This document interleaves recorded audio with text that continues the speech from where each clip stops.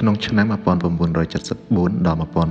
1975សង្គ្រាមកាន់តែឆេះខ្លាំងឡើងរាជខ្មែរអ្នកស្រែចម្ការត្រូវខ្មាំងសម្លាប់កម្ចាយគ្មានត្រាប្រណីដូច្នេះត្រូវតែនាំគ្រួសាររត់ភៀសខ្លួនចូលកាន់ទីក្រុងជ្រកសំណាក់ច្រើនឥតគណនាមូលហេតុនេះបណ្ដាលឲ្យការខ្វះស្បៀងអាហារបានចោទឡើងយ៉ាងខ្លាំងម្យ៉ាងវិញទៀតរាជខ្មែរអ្នកស្រែចម្ការមិនធ្លាប់រស់នៅចង្អៀតចង្អល់ជាន់កលើគ្នានិងអត់ការងារធ្វើយ៉ាងនេះកំពុងធុញទ្រាន់ចិនណៃនិងសង្គ្រាមស្រាប់តែទទួលបានព័ត៌មានច្បាស់ការគួរឲ្យកក់ក្ដៅគួរឲ្យមានសង្ឃឹមមកថាតាមរយៈប្រទេសអាស៊ានជាមិត្តគេជួយធ្វើអន្តរាគមន៍បើកកិច្ចចរចាដើម្បីបញ្ចប់សង្គ្រាមនៅពេលនោះលោកលុងបូរ៉េតជារដ្ឋមន្ត្រីទី1នៃរដ្ឋាភិបាលសាធារណរដ្ឋខ្មែរក៏ចាប់ផ្ដើមចាត់តាំងគណៈកម្មាធិការពិសេសមួយមានសមាជិក13នាក់គឺ1ឧត្តមសេនីយ៍ សូកម្មខុយប្រធានព្រឹទ្ធសភា2លោកអឹងប៊ុនហៅប្រធានរដ្ឋសភា3លោកលុងបូរ៉េតនាយករដ្ឋមន្ត្រី4លោកហងធុនហាឧបនាយករដ្ឋមន្ត្រី5ឧត្តមសេនីយ៍ សុកសុតសាខនឧបនាយករដ្ឋមន្ត្រី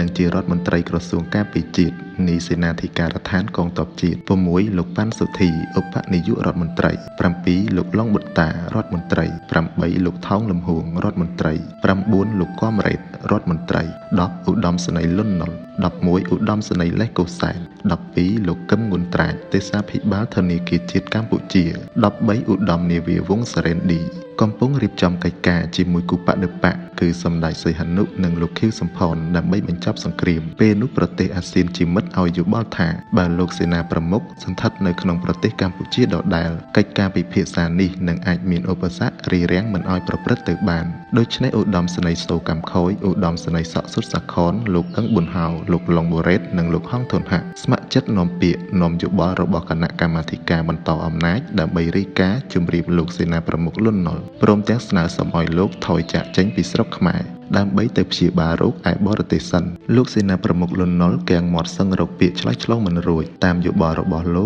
កយល់ច្បាស់ណាស់ថាភ្លើងសង្គ្រាមដែលកំពុងឆេះកគុកពេញប្រទេសខ្មែរគឺបណ្ដាលមកពីពួកអាថ្មិលវាមានបំណងបដូរមុខប្រទេសកម្ពុជាឲ្យក្លាយទៅជាប្រទេសរណបរបស់វាបើវាលេបបានទឹកដីកម្ពុជាវានឹងកសាងកម្ពុជាមួយថ្មីលើគំនរផេះគំនរឆ្អឹងរបស់រាជខ្មែរយ៉ាងពិតប្រាកដប៉ុន្តែលោកនឹកគិតថាគួរឲ្យចម្លែកណាស់គួរឲ្យឆ្ងល់ណាស់ព្រោះតាមព័ត៌មានច្បាស់ការរាយការណ៍មកថាតាំងពីចុងឆ្នាំ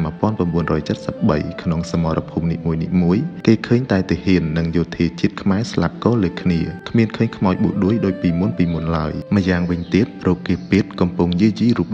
លោកមិនអាចបំពេញភារកិច្ចករណីកិច្ចបម្រើជាតិឲ្យបានពេញលេញពេលនោះលោកអង្គុយគិតសិញ្ជឹងមួយសន្ទុះធំដើម្បីប្រទេសជាតិលោកសម្រេចចិត្តយល់ព្រមតាមសេចក្តីស្នើនោះលោកត្រូវតែផ្សងព្រេងចាក់ចេញចោលមាតុភូមិជាទីស្រឡាញ់គួរឲ្យសោកស្ដាយលោកខ្វល់សែនខ្វល់ពីអនាគតនៃប្រទេសនិងប្រជាជនខ្មែរលោកសេនាប្រមុខលន់ណុលចេញដំណើរទៅកាន់សហរដ្ឋអាមេរិកនៅថ្ងៃទី1មេសាឆ្នាំ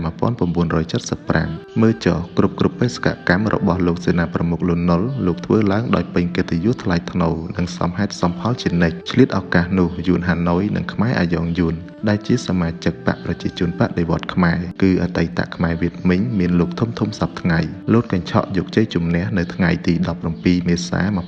1975ភ្លាមពួកវាកែតម្រង់ប្រទេសកម្ពុជាឲ្យក្លាយទៅជាលានមរណៈដ៏ធំធេងដើម្បីលាក់បំបាំងដើម្បីបំភាន់មតិអន្តរជាតិនិងរាជខ្មែរវាបង្កើតឈ្មោះដ៏ចម្លែកនេះគឺអង្គការអនាមិកដែលជាមេបញ្ជាការយ៉ាងងងឹតអន្តកាលមើលចុះក្នុងនាមអង្គការផ្សាយតាមវិទ្យុនៅរដ្ឋធានីភ្នំពេញនៅល្ងាចថ្ងៃទី17មេសា1975វានិយាយច្រំដែរគួរឲ្យធុញទ្រាន់ថាជ័យជំនះថ្ងៃទី17មេសា1975នេះមិនមែនបានមកដោយសារការចរចាទេគឺបានដោយការដណ្ដើមដោយអាវុធរបស់កងកម្លាំងប្រដាប់អាវុធរបស់យើងការនោះខ្មែរគ្រប់គ្នាឮដែរប៉ុន្តែអ្នកខ្លះមិនសូវយកចិត្តទុកដាក់តាមដានព្រឹត្តិការណ៍បានជាពេលនោះយើងមិនសូវយល់ន័យនេះឡើយមើលចុះអង្គការអនាមិកដែលអត់រូបអត់រាងហើយមានតែឈ្មោះដូចបិសាចនេះតើហេតុអ្វីក៏មានឥទ្ធិពលខ្លាំងក្លាគួរឲ្យចម្លែកម្ល៉េះសូមឆ្លើយបញ្ជាក់បំភ្លឺជំរាបបងប្អូនខ្មែរថាព្រោះមានប៊ូដួយជាច្រើនម៉ឺននាក់ដែលជាកម្លាំងអមតៈដ៏មុតស្វិតស្វាញត្រៀមខ្លួនជាស្រេចរងចាំផ្ដល់កម្លាំងសម្ងាត់ឲ្យអង្គការ